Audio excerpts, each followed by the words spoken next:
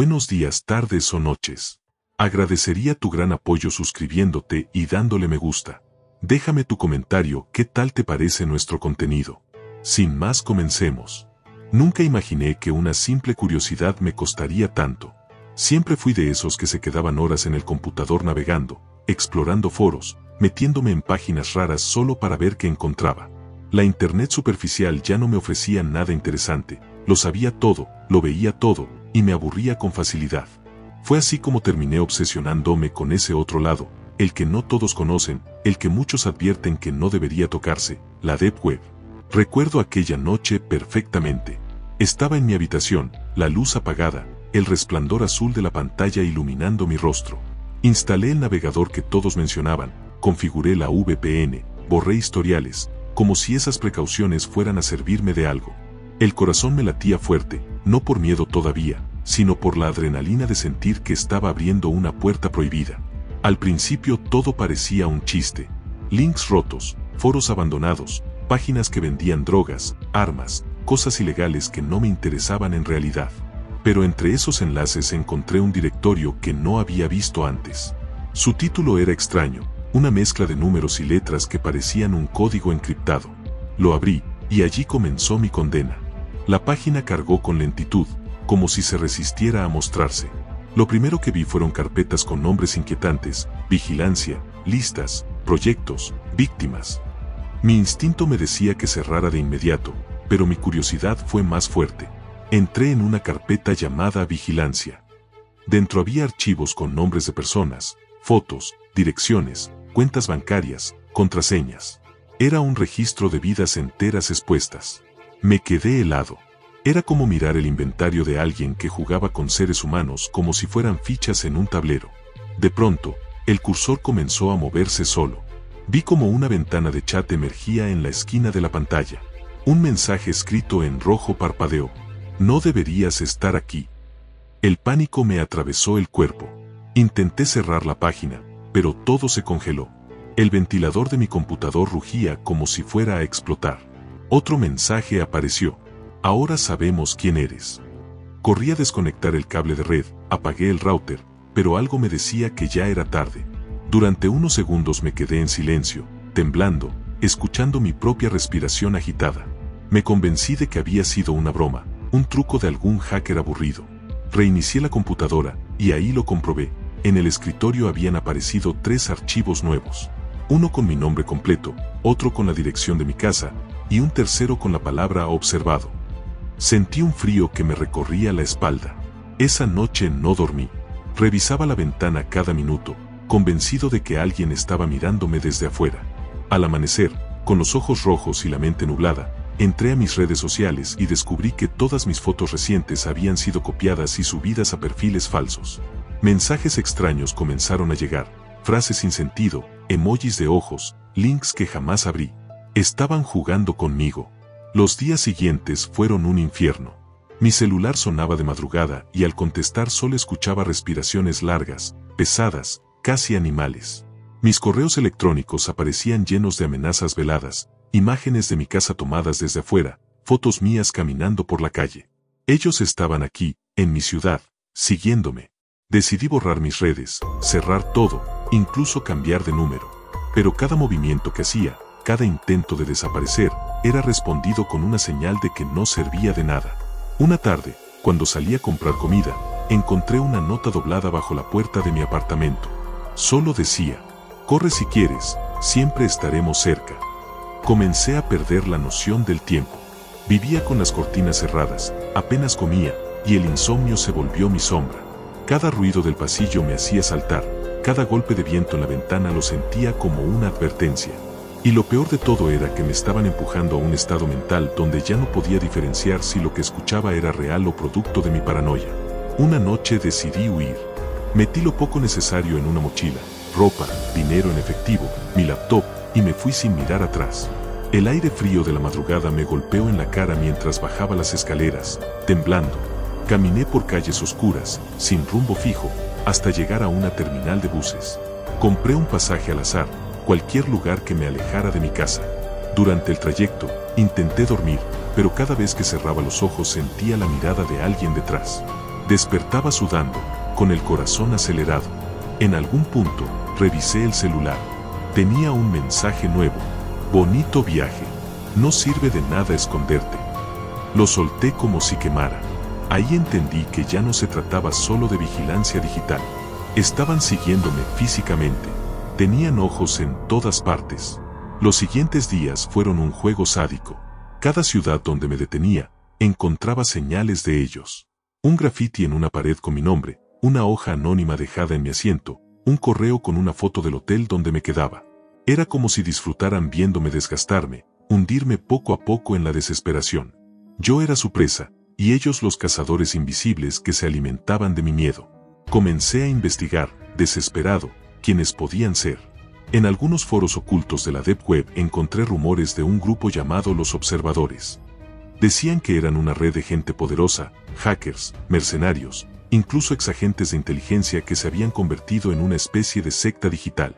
Su pasatiempo era cazar curiosos, personas que como yo entraban a donde no debían. Primero te hackeaban, luego te acosaban, y finalmente, desaparecías. Cada palabra que leía era un golpe más en el estómago. Todo coincidía con lo que me estaba pasando. Y lo peor es que algunos relatos afirmaban que nunca paraban hasta quebrarte, hasta convertir tu vida en cenizas. Me obsesioné con la idea de que debía contraatacar, descubrir quiénes eran, encontrar una salida. Pero ¿cómo hacerlo cuando cada paso que daba parecía calculado por ellos? Ese fue el inicio de mi descenso. El comienzo de un juego en el que yo no elegí participar, pero en el que no tenía más opción que seguir adelante. La paranoia comenzó a consumir cada parte de mí. Cada sombra en la calle me parecía un espía, cada mirada ajena un cómplice de los observadores. Llegué a un punto en el que ya no confiaba ni en mi reflejo en los escaparates. Me sentía como un animal acorralado, forzado a huir en círculos mientras un cazador invisible me apuntaba desde todas partes. En aquel hostal barato donde me escondía, apenas encendía la luz. Comía galletas rancias compradas en la tienda de la esquina y dormía en intervalos de minutos, nunca más de 1 hora seguida. Pero ni siquiera el sueño era refugio. Una madrugada desperté y encontré la pantalla de mi laptop encendida, aunque estaba apagada antes de dormir. En ella había un documento abierto con una frase escrita: "Te advertimos. Esto apenas comienza". Sentí que el estómago se me revolvía. Revisé los archivos y descubrí que habían clonado todas mis carpetas, todas mis fotos personales, mis conversaciones guardadas. Era como si hubieran abierto mi mente y la exhibieran ante mí, recordándome que no tenía secretos para ellos. Decidí salir de allí de inmediato. Tomé mi mochila y caminé varias calles antes de pedir un taxi hacia otra ciudad. No tenía destino fijo, solo necesitaba movimiento, cambio, perder cualquier rastro. El conductor, un hombre de unos 50 años, me miró varias veces por el retrovisor. Yo trataba de aparentar calma, pero mis manos temblaban. ¿Está bien?, me preguntó, con voz ronca. Asentí, pero noté que el hombre fijaba la vista en algo de su celular. Por un instante, pensé que él también era parte del juego, que me estaba llevando hacia ellos. El sudor comenzó a escurrirme por la frente. Sin pensarlo, pedí que me dejara en una gasolinera antes de tiempo. Pagué y salí corriendo, dejándolo con una expresión de extrañeza. Ahí me di cuenta de que estaba perdiendo la cordura. Ya no sabía distinguir si la gente era inocente o parte de la red. Ellos lo habían logrado, me habían convertido en un paranoico que dudaba de todos. Me refugié en un café internet viejo, con computadoras que parecían reliquias de otra época. Pagué en efectivo y comencé a investigar más sobre los observadores. Encontré foros abandonados, posts antiguos con advertencias: no intentes buscarlos. Ellos te encuentran primero. Si ya te vieron, tu vida nunca volverá a ser tuya. Son un espejo. Cuanto más intentas esconderte, más profundo se meten en ti. Entre tanta basura, encontré un hilo reciente. Un usuario anónimo relataba cómo había escapado, supuestamente, de un juego de persecución. Sus consejos eran crudos. Desaparecer de la red. No usar redes sociales, no usar teléfonos, no conectarse desde lugares frecuentes. Moverse constantemente. Nunca dormir 2 noches en el mismo sitio. Observar señales. Los observadores siempre dejan rastros para quebrarte psicológicamente, pero a veces esos rastros son pistas que puedes usar contra ellos. No confiar en nadie. Ni familiares, ni amigos, ni desconocidos. Guardé esas palabras como un mantra. Cerré sesión, destruí el chip de mi celular, y desde entonces me convertí en un fantasma errante.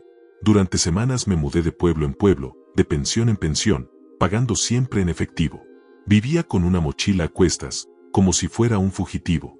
Pero ellos seguían allí. Siempre había un mensaje, una nota, una marca en alguna pared.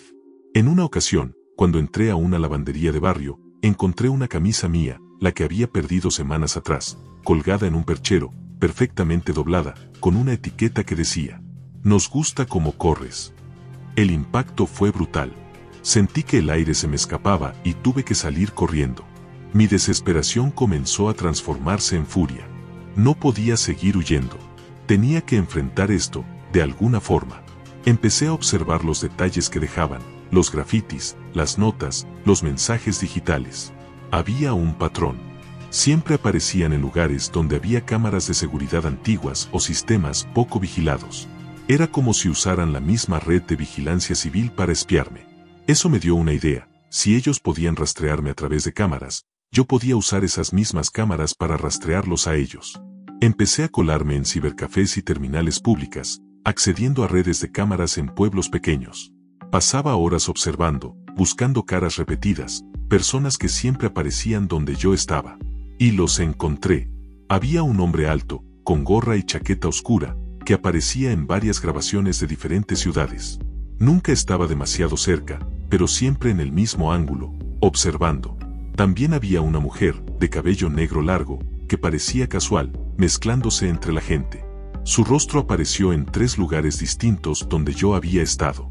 Ellos eran parte de los que me seguían. Con cada hallazgo mi miedo crecía, pero también lo hacía mi determinación. Tenía que armar un plan. Sin embargo, ellos siempre iban un paso adelante.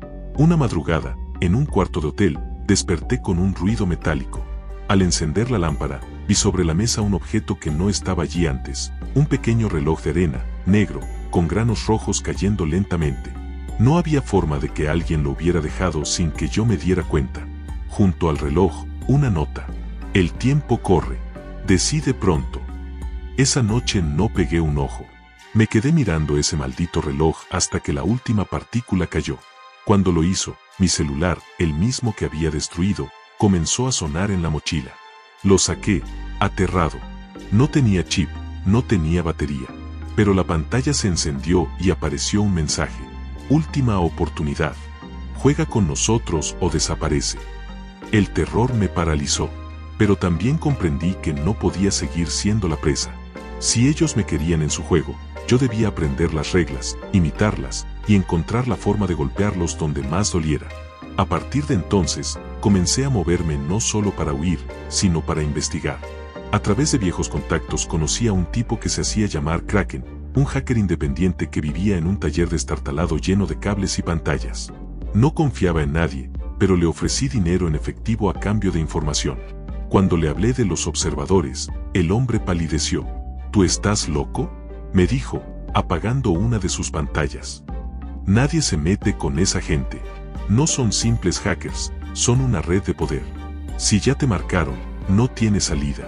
Le insistí, desesperado. Le mostré las fotos, los mensajes, todo lo que había recolectado.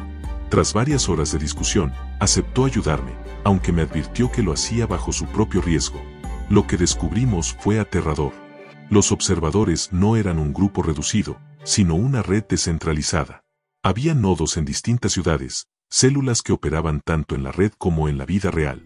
Sus motivaciones eran retorcidas, jugaban con la psicología humana, cazaban a los curiosos para destruirlos, y mientras tanto grababan todo para venderlo en foros secretos como experiencias interactivas. Mi vida era, literalmente, un espectáculo para otros. Sentí náuseas al entenderlo. Yo no era más que un ratón en su laberinto. Cada huida, cada grito, cada momento de pánico, alguien, en algún lugar, lo estaba disfrutando como si fuera entretenimiento. Kraken me miró con seriedad. Si quieres sobrevivir, tienes que convertirte en uno de ellos. Usar sus propios métodos contra ellos. Encontrar su nodo más débil y reventarlo desde adentro. Esa idea comenzó a crecer en mi cabeza. Ya no quería solo escapar. Quería destruirlos. Pero no sería sencillo. Ellos estaban en todas partes. Cada movimiento en falso podía ser el último. Y lo sabía, porque días después lo confirmaron con un gesto macabro. Al regresar al cuarto donde me hospedaba, encontré en la cama una foto reciente, yo, entrando al taller de Kraken. En el reverso había un mensaje escrito con tinta roja. Nos encanta cuando intentas resistirte. El juego estaba llegando a un punto de quiebre. O me quebraban ellos, o yo encontraba la manera de golpear primero. Después de ver aquella foto sobre mi cama, comprendí algo que hasta ese momento me había negado a aceptar. No existía un lugar seguro. Podía esconderme bajo tierra, podía huir a otro país, podía cambiar de identidad, y aún así ellos me encontrarían. No se trataba de espacio físico, se trataba de control mental. Mientras ellos supieran que yo respiraba, seguirían alimentándose de mi miedo. Pero el miedo había empezado a convertirse en odio. Pasé varios días con Kraken, escondido en su taller. El lugar olía a sudor, a cables quemados y a café rancio. Él vivía rodeado de pantallas, servidores improvisados, equipos que parecían robados de alguna empresa de telecomunicaciones. Sus manos no dejaban de teclear, y yo apenas dormía sobre una colchoneta en el piso. Kraken me enseñó lo básico, cómo rastrear IPs enmascaradas, cómo entrar a foros ocultos, cómo identificar patrones en las redes anónimas. Yo absorbía cada palabra, no porque me interesara la informática, sino porque era mi única arma. En una de esas largas madrugadas, logramos interceptar un canal de comunicación encriptado. No era perfecto, pero se filtraron fragmentos de mensajes que parecían de los observadores. La mayoría eran códigos, coordenadas y frases que parecían sin sentido. Pero había algo en común, siempre se referían a mí como el pez. Te convirtieron en su entretenimiento, me dijo Kraken, sin mirarme. Ellos lanzan anzuelos en la Deep Web, esperan a que alguien como tú pique, y luego lo exhiben como un pez atrapado en la red. Tragué saliva. Sentí rabia, pero también vergüenza. Yo había mordido ese anzuelo. Los días se volvieron más tensos. Afuera del taller de Kraken empecé a notar autos estacionados demasiado tiempo, sombras que pasaban más de una vez frente a la ventana. Una madrugada escuchamos pasos en el techo. Kraken apagó todo, me empujó hacia un armario y me dijo que no hiciera ruido. Permanecimos allí casi una hora, escuchando el crujido de maderas y un zumbido extraño, como si alguien usara un dron pequeño dentro del lugar. Cuando finalmente todo quedó en silencio, Kraken me miró con seriedad. Ya no es seguro que te quedes aquí. ¿Y a dónde voy? Pregunté, con la voz quebrada. No lo sé, pero si sigues conmigo, nos matan a los dos. No hubo más que hablar. Empaqué mis cosas y me marché antes del amanecer. Caminé kilómetros, evitando calles concurridas, hasta llegar a una carretera secundaria. Allí hice autostop y logré que un camionero me llevara a otro pueblo. Durante el trayecto apenas hablé, pero no pude evitar mirar cada tanto por la ventana, buscando luces que me siguieran. En ese pueblo alquilé un cuarto pequeño y húmedo. Cerré la puerta con llave, moví un mueble pesado frente a ella, y me senté en la cama, respirando con dificultad. Saqué mi laptop y comencé a revisar nuevamente la información que Kraken me había dado. Entre los fragmentos de mensajes interceptados, había una referencia constante a un lugar, Nido 47. No sabía qué era. Una dirección, un servidor, una base física. Pero decidí que debía descubrirlo. Era la primera pista concreta que tenía. Esa noche, mientras investigaba, escuché un golpe seco en la ventana.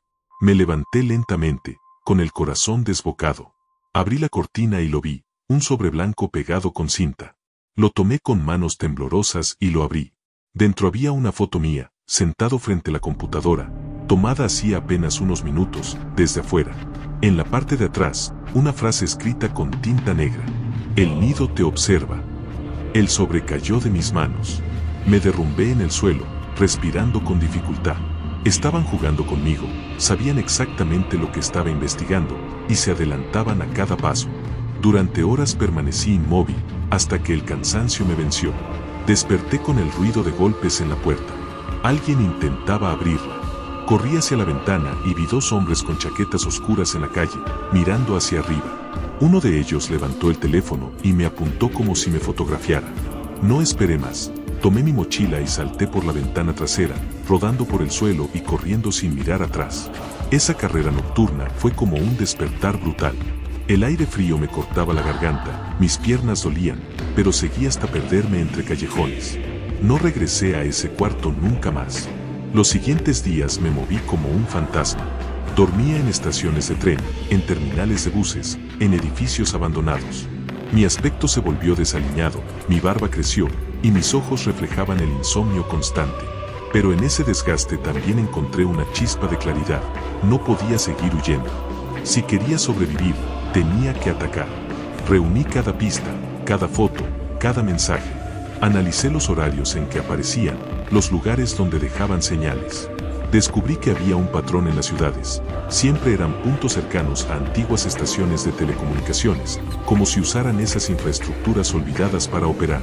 Fue entonces cuando comprendí lo que Nido 47 podía significar, una de esas estaciones, convertida en centro de control. La sola idea me llenaba de miedo, pero también de esperanza. Si lograba encontrarlo, tal vez pudiera cortar uno de los tentáculos de la red. Tal vez no acabaría con ellos por completo, pero sería un golpe.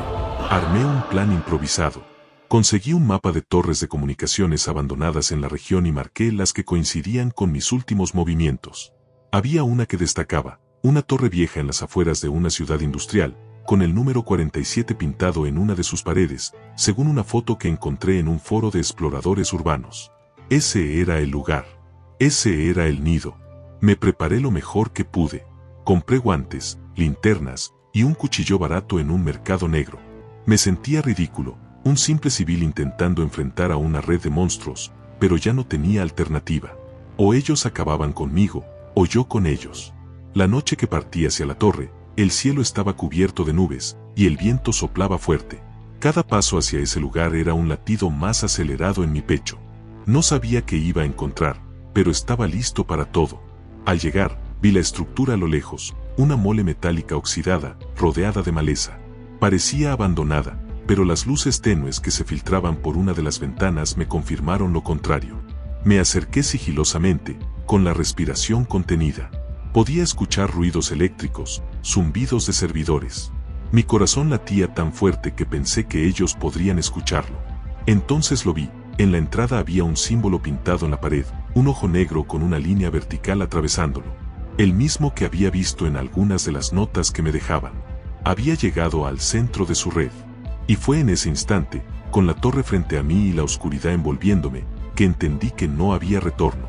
El capítulo 1 de mi tormento estaba llegando a su clímax. Había dejado de ser la presa, y estaba a punto de convertirme en cazador. Recuerda suscribirte y darle me gusta. Y que en paz descanses.